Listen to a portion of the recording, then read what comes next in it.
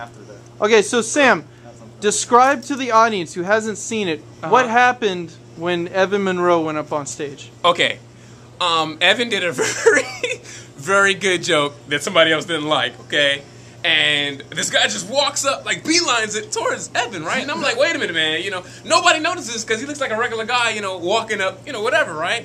So I run up behind him, and one of the bouncers kind of sees me, like, so, you know, he cuts him off, and I run behind him, I'm like, yo, you know, he grabs him, I'm like, yo, let's fuck this guy up. Like, let's fuck this guy up. And the bouncer's like, no, man, we're going to take him outside. I'm like, no, let's fuck this guy up, right? So we drag him back, and he's like screaming shit. And like he swung on the guy that's sitting like over there towards the body. He swings on the guy.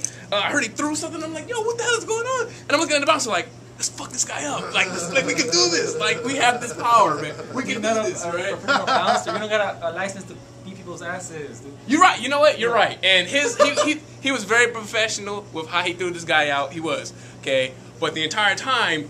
Let's fuck this guy up, you know, like, let's do this. Let me ask you something. Yeah. You saw a guy, a white guy, you know, like redneck looking guy going up there to get Evan? Evan, yeah. Did you go up there because you're probably thinking, oh, he's redneck, he'll go after me because I'm black. You know what? You know what? I tell people all the time. Why you gotta throw his race up there? You know, a lot of people think... Oh, like you didn't say redneck and stuff like that. You know, a lot of people think... Well, he's white. I can do white on white. White on white, I hate a lot of people think, you know, they'll see me and they're like, oh, you know, Sam's really nice. I tell people all the time, I'm from D.C., okay? I'm from Southeast D.C., Google it.